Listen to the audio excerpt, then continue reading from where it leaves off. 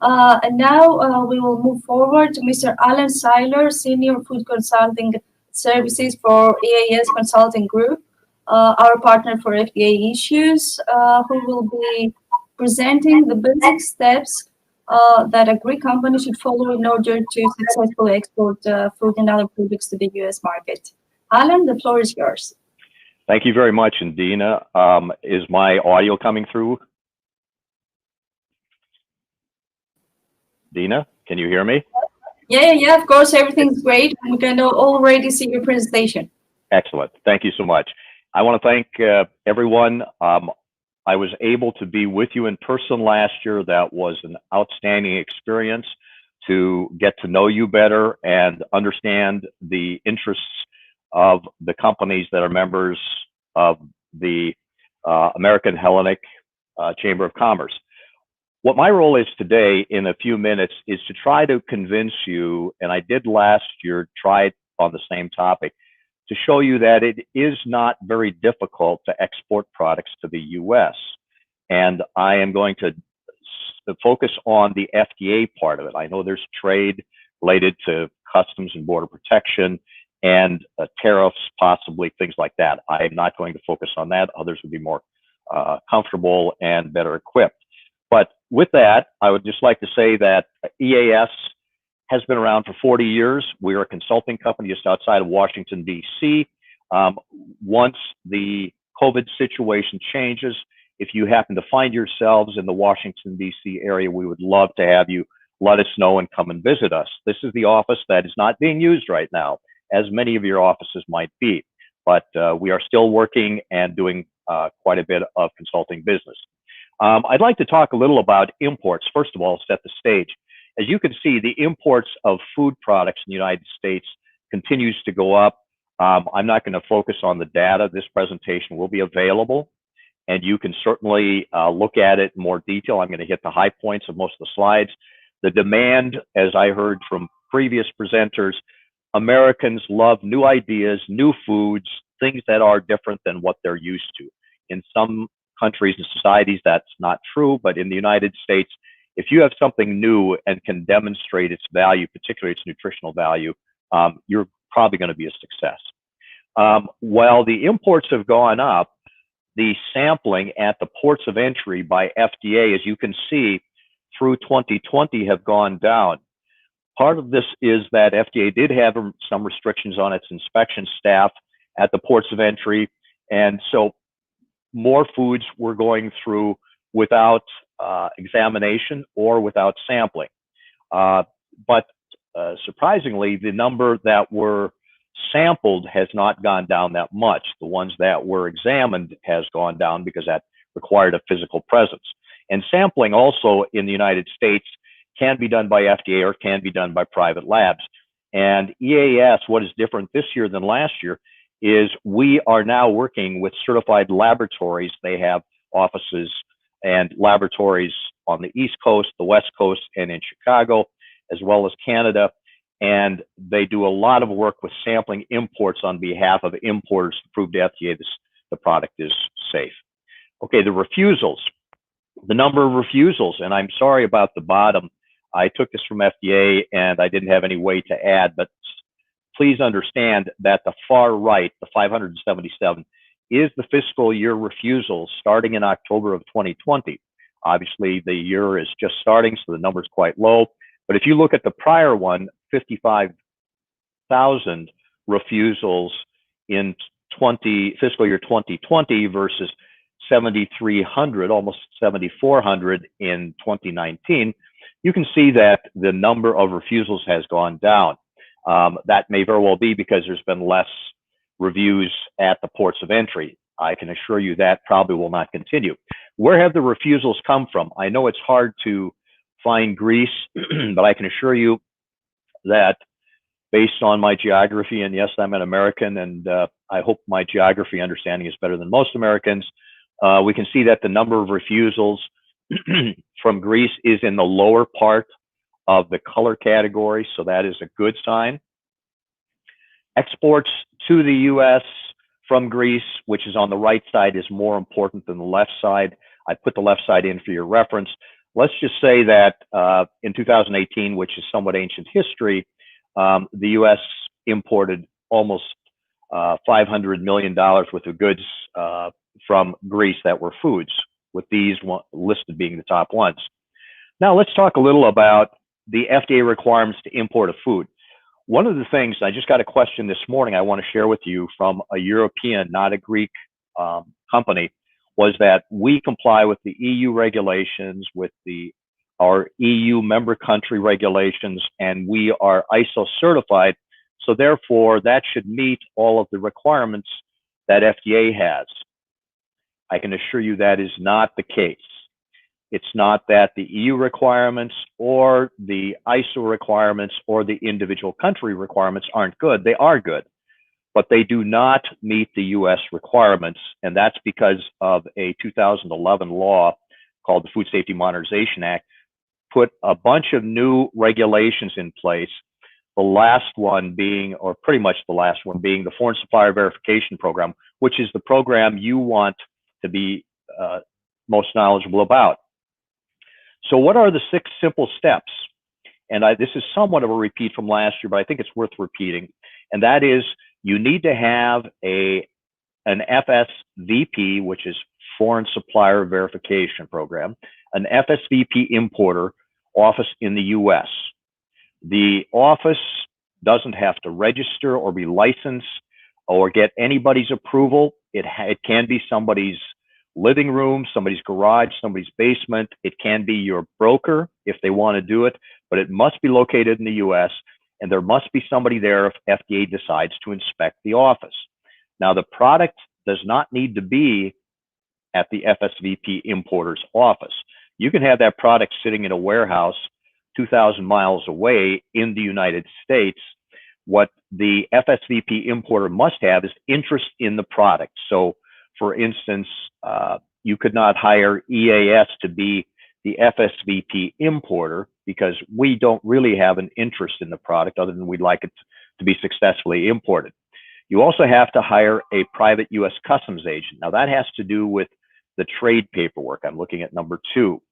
And then number 3, it is required that whoever is manufacturing the food that the exporter is shipping from Greece to the U.S., they must be compliant with the FDA FSMA regulations. Go through that a little bit.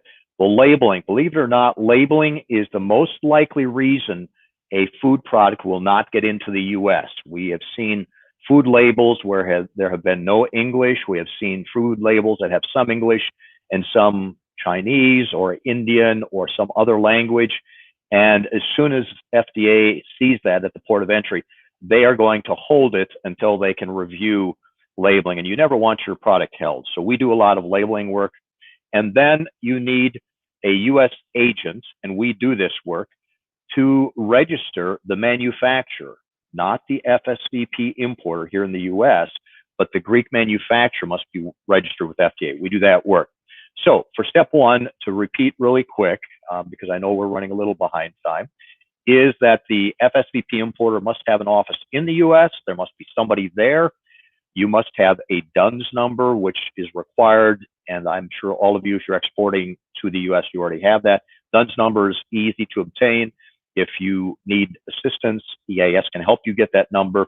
The most important thing, though, is you need to have somebody on staff at the FSVP importer's office that is a qualified individual. Qualified individual means somebody that is knowledgeable in food safety, the FSVP regulation, and the preventive controls regulation, which applies to the Greek manufacturer.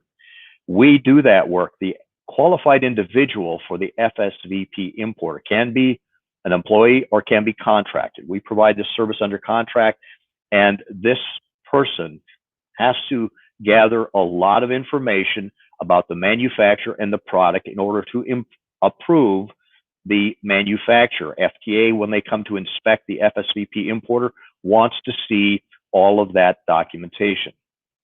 Okay, the customs agent, I'm going to go by that. You can refer to that yourself. It is just somebody that files the trade paperwork.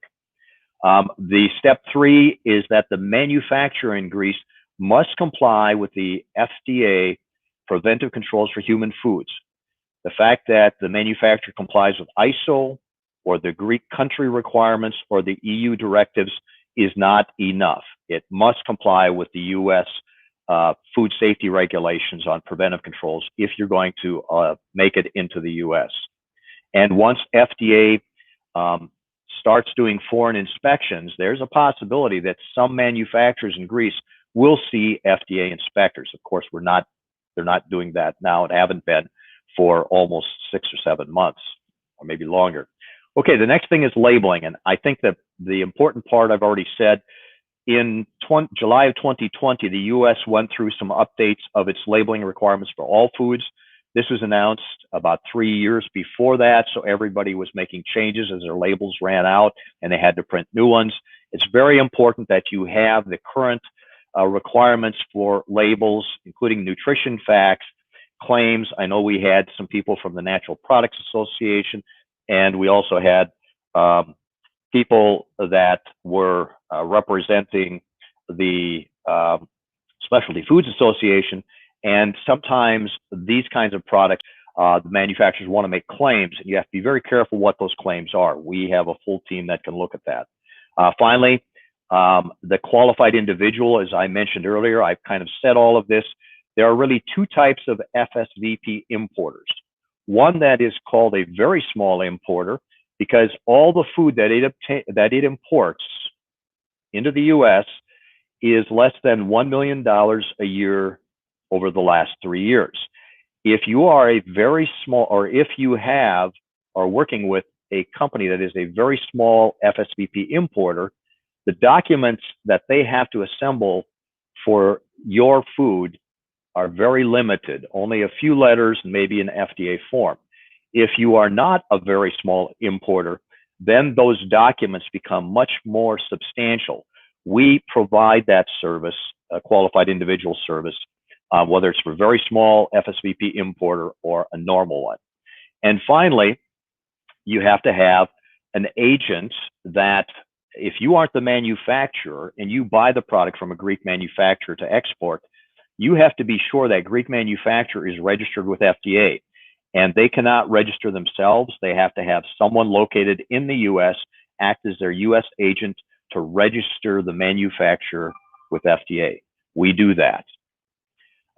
So those steps, EAS can do all of them except the US Customs agent that files the trade paperwork. We do have companies that we have worked with that we have found to be very reliable that can do that, and we can recommend it, but we don't do that. So I hope that's been clear. I hope I haven't gone too fast, but I did want to cover all of that. So I think it's time to start exporting. So I would like to also say that we do cover, if you do have a problem where your product is held at the US port of entry, we have a full imports team that actually, some of the people on that team worked at FDA. They retired from FDA or US Customs and Border Protection.